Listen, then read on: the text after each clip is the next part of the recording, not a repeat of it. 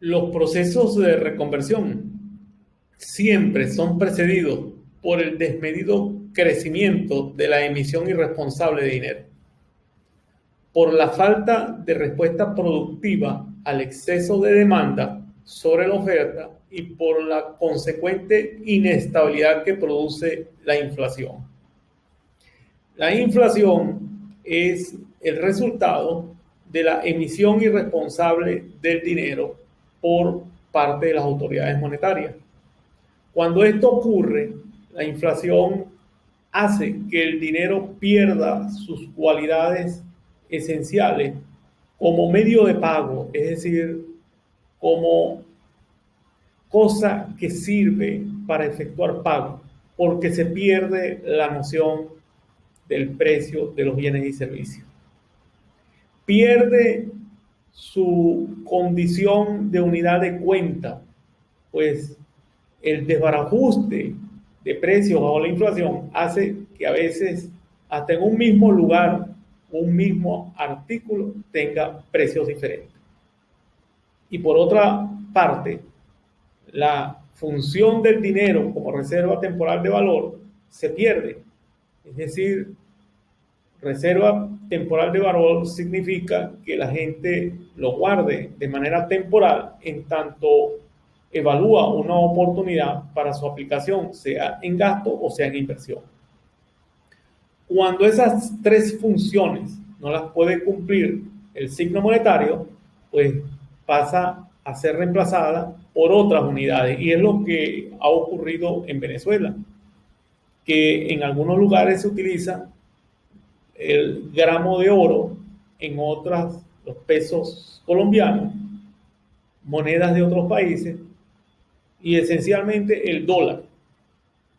Entonces, esa condición del dinero como medio de pago, reserva temporal de valor y unidad de cuenta desaparecen o se ven obstaculizadas por los procesos de inflación. La inflación tiene unas características bien importantes porque perjudica a quienes son los más vulnerables socialmente en un país. Constituye un impuesto forzoso regresivo. ¿Por qué? Porque los impuestos al valor agregado los sufren quienes consumen o gastan la mayor proporción de sus ingresos para sobrevivir, y en este caso son los que tienen renta fija o que tienen un ingreso fijo. Hay una frase célebre de Michael Kalecki que dice que quienes poseen capital ganan lo que gastan arriesgando, y quienes tan solo poseen recursos del trabajo gastan lo que ganan. Otro elemento sustancial de la inflación es que postra socialmente a la gente. Hay un desespero porque como se tiene incertidumbre sobre el valor de las cosas, la gente muchas veces adquiere cosas que no satisfacen ninguna necesidad presente en su instante. O sea, puede comprar cosas que no se necesitan y así sucesivamente. Es decir, hay un sentimiento de postración ante una gran incertidumbre de encontrar o no mañana algo o de poder adquirirlo. Por lo que constituye una confiscación del patrimonio de la familia, que en casos extremos tiene que recurrir a la liquidación de sus activos para complementar algún gasto corriente para su sostenibilidad o algún imprevisto, como ocurre muchas veces en estas circunstancias de pandemia, en la cual muchas familias se han visto obligadas a vender su carro, a vender activos y cuidados, si hasta su propia casa.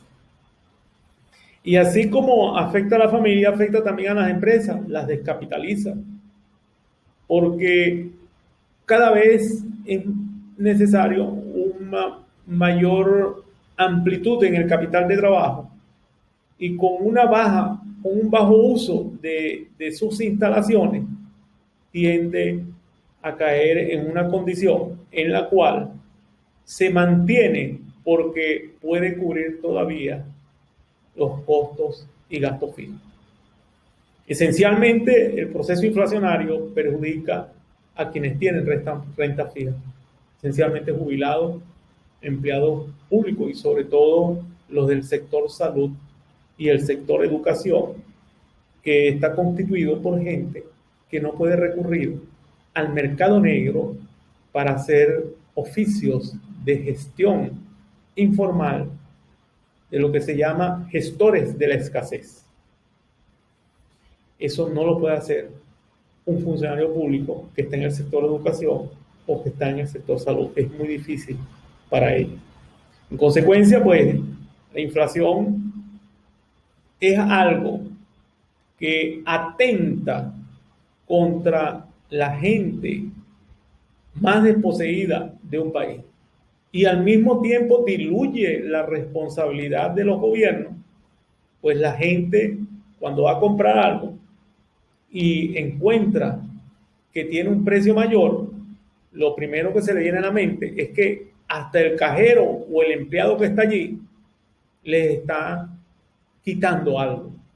No lo asocia con la responsabilidad que tiene un gobierno cuando emite dinero para financiar el gasto público, a sabiendas que esa cantidad de dinero va a llegar a la economía y no va a haber una mayor producción de bienes y servicios que compense esa gran cantidad de dinero.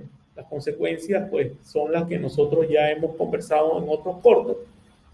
Es una suma de inflación galopante o de hiperinflación con depresión económica. Es algo insólito, pero es lo que nosotros hemos vivido en Venezuela. Y en un mundo muy influido por las redes sociales, por las emociones, pues se inventa cualquier cosa y la gente olvida cuáles son las fuentes o el origen de los problemas económicos y sociales, y eso impide que exista una masa crítica lo suficientemente grande de consenso para formular una política o exigirle a los gobernantes un poco más de síntesis y sentido de justicia social.